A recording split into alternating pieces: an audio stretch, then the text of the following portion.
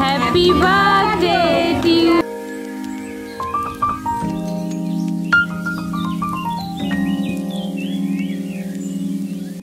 শুভ সকাল বন্ধুরা, কেমন আছো তোমরা সবাই? আশা করছি সবাই খুব ভালো আছো, সুস্থ আছো, আর আমিও কিন্তু বেশ ভালো আছি। তো আমি লিপি, আমি চলে এসেছি তোমাদের সাথে আবারও একটি নতুন ব্লগ শেয়ার করার জন্য।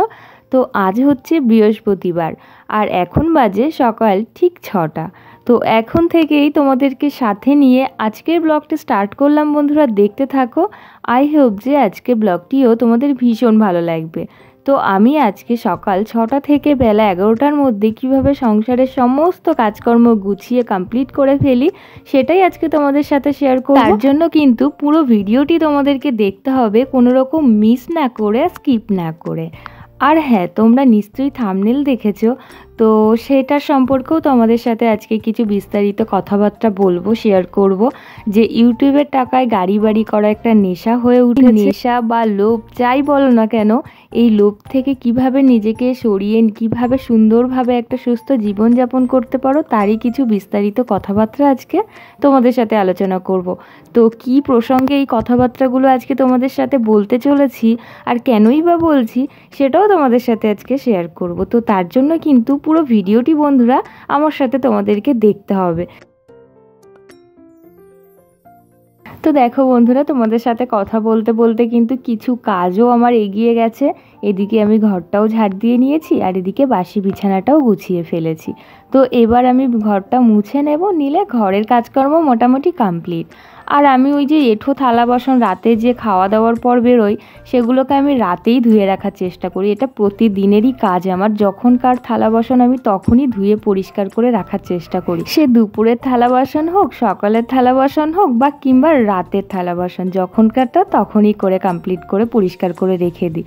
তো কি হয়, এতে করে তোমার কাজটা আরও এগিয়েও থাকে, পরবর্তী যে সমস্ত কাজগুলো থাকে তুমি সেগুলো সুন্দর সুস্থভাবে করতেও পারো। তো যাই হোক, আজকে যেহেতু বৃহস্পতিবার তো তার জন্য দেখো সমস্ত ঠাকুরের থালা বাসনগুলো বের করে নিয়েছি। আর যেহেতু রাতে সব কাজকর্ম কমপ্লিট করে রাখি, তো সকালবেলায় উঠে আমার কি কাজ জানো তো, ডেলি হচ্ছে বাসি ঘর ঝাড় দেওয়া, মোছা, বাসি বিছানা গোছানো, উঠোন ঝাড় দেওয়া, ঠাকুরের থালা বাসন ধোয়া, ঠাকুমার ঘর বাড়িগুলো একটু পরিষ্কার করা, আর এই যে মুছে দেওয়া, তারপর স্নান সেরে পুজো দেওয়া। তো এটা করতে অনেকটাই টাইম লেগে যায়। তো তার জন্য একটু যদি সকাল সকাল ঘুম থেকে ওঠা হয় তাহলে কিন্তু বেশ সুন্দর সুস্থভাবে কাজগুলো আমি করে নিতে পারি। তো এদিকে ঠাকুরের থালা বাসনগুলো কি সুন্দর ঝকঝকে পরিষ্কার লাগছে না? তো এটার রহস্য কি জানো তো, তেঁতুল। এটা নিশ্চয়ই তোমরা সবাই জানবে। তো আরেক রকমের পাউডারও পাওয়া যায় যেটাও তেঁতুলের মতনই কাজ করে। তো আমি আজকে তেঁতুলগুলোকে সমস্ত কাঁসার বাসনগুলোকে মাখিয়ে রেখেছিলাম। তারপরে এই যে স্কচ ব্রাইট দিয়ে ভালো করে একটু ঘষে ঘষে মেজে নিয়েছি। এখন বেশ ঝকঝকে করছে একদম ঠাকুরের থালা বাসনগুলো। আর কাঁসার জিনিস তো একটু পরিষ্কার ঝকঝকে না থাকলে না দেখতেও ভালো লাগে না। আর এমনিতেই যদি জলের একটুখানি দাগ থাকে সেটাতেই জলের কালো কালো ছোপগুলো পড়ে যায়। তাই কাঁসার বাসন বলো আর স্টিলের বাসন বলো, সমস্ত বাসনগুলো না ধোয়ার পরে একটু জল ঝরিয়ে তারপরে পরিষ্কার সুতির কাপড় দিয়ে যদি একটু মুছে নেওয়া হয় তাহলে ওই জলের ওই যে কালো ছোপটা সেটা আর পড়ে না। তো যাই হোক, ঠাকুরের থালা বাসনগুলো তো ধুয়ে আমি ঘরে রেখে এসেছি। এখন এই যে ঠাকুমার ঘরটা ঝাড় দিয়ে মুছে নিয়েছি। এখন এই যে সামনেটুকু যেটুকু থাকে সেটুকু একটু জল দিয়ে তারপরে ঝাঁটা দিয়ে নিচ্ছি, ঝাঁটা দিয়ে জলগুলোকে একটু সরিয়ে দিচ্ছি। তো রোজ রোজ না ঠাকুমার ঘরের কাজকর্মগুলো আর শেয়ার করা হয়ে ওঠে না। মানে একবার আমার ঘর এই ঘর করতে গেলে না অনেকটাই বড় হয়ে যায় ভিডিওটা। তো তাই ভাবলাম যে আজকে এখানটায় একটু তোমাদের সাথে শেয়ার করাই যাক। তো দেখো সামনেটা 2-3 বালতি করে জল দিয়ে দিয়ে ভালো করে পরিষ্কার করে নিয়েছি। আর হচ্ছে আমার শ্বশুরমশাই উপরে ঘর করছেন, তো সেখানে ওই ইট বালির ওই যে সিমেন্টের যে গুঁড়োগুলো সেগুলো পড়েছে, তো এখানে পায়ে খুব বাজছিল। তো তাই জন্য ভালো করে জল দিলে না দিয়ে ধোয়ালে মানে পায়ে খুব কিচকিচ করছিল। তো তাই জন্য বারবার করে জল দিয়ে ধুয়ে দিলাম জায়গাটা। এই যে ঠাকুমার স্নানের জলটাও রোদে দিয়ে দিলাম। এখন তো রোদের তাপ ভালোই, তবুও একটু হালকা হালকা গরম হলে বয়স্ক মানুষ তো স্নান করতে ভালোই হয়। তো তারপরে সমস্ত কাজকর্ম করার পর এই যে স্নানে চলে গেছিলাম। এখন স্নান দান করে আসছি, এখন একটু ফ্রেশ লাগছে। আর ফ্যান ছাড়া তো এখন কোনোভাবেই মানে ঘরে থাকা যাচ্ছে না, এতটাই গরম পড়ে গেছে, একটা মানে ভ্যাপসা গরম বলতে পারো। তো যাই হোক, আজকে যেহেতু বৃহস্পতিবার তো ভাবলাম সকাল সকাল যখন সমস্ত কাজকর্মই হয়ে গেছে তাহলে একটু আলতা পরাই যাক। আমার কিন্তু আলতা পরতে বেশ ভালোই লাগে। তোমাদের কাদের কাদের ভালো লাগে অবশ্যই কিন্তু আমাকে কমেন্ট করে জানিও। চলো বন্ধুরা, এবার সেই সমস্ত কথাবার্তাগুলো তোমাদের সাথে একটু শেয়ার করি। তো আজকে জানো তো সন্ধ্যাবেলায় আমাদের একটা জন্মদিনের নিমন্ত্রণ আছে, তো সেখানে আমরা যাব। তো সেই ভিডিওটিও কিন্তু আজকে এই ব্লগের মাধ্যমে তোমাদের সাথে শেয়ার করেছি। অবশ্যই কিন্তু তার জন্য ভিডিওটি স্কিপ না করে তোমাদেরকে দেখতে হবে। তো আসল কথাটা হচ্ছে কি বলো তো, যে ইউটিউবের একটা অ্যাকাউন্ট খুললেই নাকি অনেক টাকা ইনকাম করা যায়, সেই টাকাতে গাড়ি বাড়ি সমস্ত কিছুই হয়। এতটাও কিন্তু সহজ নয়, তার জন্য কিন্তু অনেক পরিশ্রমেরও দরকার হয়। তবে সবাই তো সেটা জানে না, ভুলবশত বলতেই থাকে, যেটা কিনা আমিও কিন্তু প্রথম ভেবেছিলাম যে ইউটিউব অ্যাকাউন্ট খুলেছি মানে প্রচুর টাকা ইনকাম করব। কিন্তু আস্তে আস্তে আমি নিজেই রিয়েলাইজ করছি যে এটা এতটাও সহজ না, তার জন্য কিন্তু অনেকটাই পরিশ্রমের দরকার হয়। আর নিজের কাজের লক্ষ্যটা কিন্তু স্থির থাকতে হবে, তবেই তুমি একটা জায়গায় প্রতিষ্ঠিত হতে পারবে। তবে মাঝে কিন্তু আমি বেশ কিছু মাস কনসেন্ট্রেশন হারিয়ে ফেলেছিলাম, তবে কিন্তু এখন স্টে করে গেছি। কারণ হচ্ছে এখন আমি কিন্তু কাজটি ভীষণ ভালোভাবে মন থেকে ভালোবেসে করতে চলেছি, যেখানে কিনা কনসেন্ট্রেশন হারানোর কোনো পথই নেই। ওই যে জন্মদিনের বাড়িতে ইউটিউব থেকে টাকা ইনকাম করা নিয়ে এই সমস্ত কথাবার্তাগুলো আর কি উঠছিল, সেই প্রসঙ্গেই আজকে তোমাদের সাথে শেয়ার করলাম। হ্যাঁ, ইউটিউব থেকে টাকা ইনকাম করা যায়, তবে তার জন্য প্রচুর পরিশ্রম করতে হয়। তবে হ্যাঁ, লোভ তোমাকে ত্যাগ করতে হবে। তার জন্য পরিশ্রম, নিজের কাজের প্রতি বিশ্বাস, ভালোবাসা তোমাকে অগাধ রাখতে হবে, তবেই তুমি একটা জায়গায় প্রতিষ্ঠিত হতে পারবে। যেটা কিনা ওদেরকে বলছিলাম যে রোজকার আমি যে ডেলি ব্লগ করি, তার মানে এই নয় যে আমি প্রচুর টাকা ইনকাম করব। আমি আমার কাজটাকে ভালোবেসে করি আর ভালোবেসেই করতে চাই। আর হ্যাঁ, এই যে প্রতিদিন আমি কাজগুলো করছি সেগুলোকে যে আমি ক্যামেরা বন্দি করে রাখতে পারছি, এটা আমার কাছে একটা আলাদাই ভালোবাসা বলতে পারো।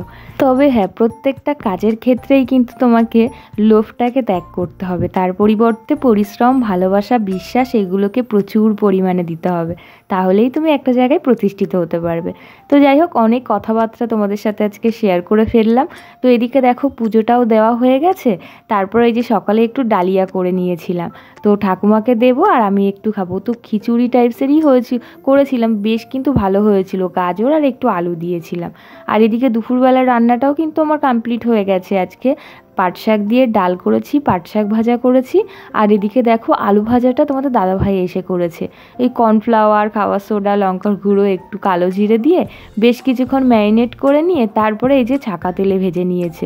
ভীষণ ভালো হয়েছিল, ডালের সাথে খেতে তো জাস্ট অসাধারণ লাগে।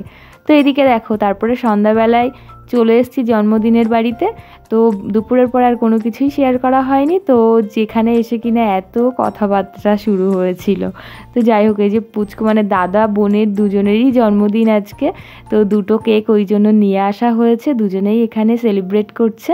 তো দেখো কেক কাটিং হয়ে গেছে, তারপর এদিকে বেলুনটাকেও ফাটিয়ে দিয়েছিল, ওর ভিতরে অনেক লজেন্স ছিল, সেটাই আর কি বাচ্চা কাচ্চারা করাচ্ছিল। তো যাই হোক, এদিকে দেখো একটু পকোড়া খেয়ে নিচ্ছি। আর এই দেখো সেই মানে সেই সময়টা, যে সময় কিনা বসে আমরা সেই সমস্ত আলোচনাগুলো করছিলাম যে ইউটিউব থেকে টাকা ইনকাম করা, এই সমস্ত বিস্তারিত। যে যাই হোক, তোমাদের সাথে শেয়ার করে যেন আমারও একটু বেশ ভালো লাগলো। তো তারপরে এদিকে দেখো এই পুচকিটাকে একটু জন্মদিনের ক্যাপটা পরিয়ে দিয়েছিল, দিয়ে ভীষণ ভালো লাগছিল কিন্তু দেখতে। তো বারবার করে বলছিলাম যে এদিকে একটু তাকাও, এদিকে একটু তাকাও, কিন্তু ওর মুখের সামনে আর একজনও ক্যামেরা নিয়েছিল, তো ওই জন্য ও খেয়ালই করছিল না। তো যাই হোক, চলো এখন আরেকটি পুচকি মেয়ের গল্প শোনা যাক। হাই করো একটু। হাই। এই তো এবার এইটা দেখা যাবে, ঠিক আছে? তুমি দেখবে তো? আচ্ছা ঠিক আছে, তুমি পড়াশোনা করো। কোথায় পড়তে যাও? আয়ুষী দিদিদের বাড়িতে। তুমি কোন ক্লাসে পড়ো? স্ট্যান্ডার্ড 1। স্ট্যান্ডার্ড 1? স্কুলে কোন স্কুল? হরিঙ্গারটা শিশু শিক্ষা নিকেতন। আচ্ছা আচ্ছা, বাহ। স্কুলে পড়াশোনা করো? বান্ধবী আছে, বন্ধু আছে? কি নাম বান্ধবীদের?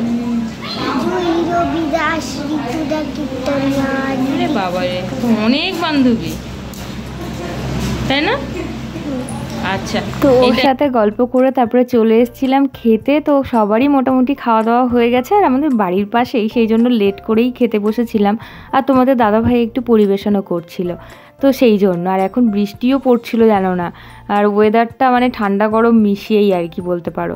আর ওই যে পুচকি মেয়েটার সাথে গল্প করছিলাম না, ও আবার খুব রেগে গেছিলো আজকে, খুব রাগ হয়েছিল, রাগ বলতে অভিমান হয়েছিল। ওর মা নিয়ে এসেছিলো গিফট, ও নিজে হাতে করে গিফটটা বার্থডে গার্লের হাতে দেবে, কিন্তু ওর মা ভুলবশত দিয়ে ফেলেছে, তাই জন্য খুব অভিমান হয়েছিল। তো পরে ওর হাত দিয়েই দেওয়া হয়েছে। তো তাই ভাবলাম ওর সাথে একটু ভিডিও করি। আর এদিকে দেখো বার্থডে গার্ল কি সুন্দর একা একা খেতে বসে গেছে, কি কিউট লাগছে না দেখতে। তো এই জাস্ট বাড়িতে এলাম, এখন বাজে 11টা। তো কিছুক্ষণ বসেছিলাম আর কি, গল্প করছিলাম। আর তোমার দাদাভাই আর কি লাস্টে খেলো, ওই জন্য বসেছিলাম। দেখো কথা বলতে বলতে আর একটা খানের খুলেও ফেলেছি, এটা রাখি এখানে। তো চলো বন্ধুরা, ভিডিওটি তাহলে এখানে শেষ করছি। কেমন লাগলো আজকে সারাদিনের ব্লগ তো জানিয়ে অবশ্যই কমেন্টে। যদি ভালো লাগে অবশ্যই লাইক কমেন্ট শেয়ার, আর অবশ্যই সাবস্ক্রাইব করে আমাদের পাশে থেকো। দেখা হচ্ছে তোমাদের সাথে আবারও একটি নতুন ব্লগে। ততক্ষণ কিন্তু তোমরা সবাই খুব ভালো থাকবে, সুস্থ থাকবে, সাবধানে থাকবে পরিবারের সকলকে নিয়ে। চলো বাই, টাটা, গুড নাইট।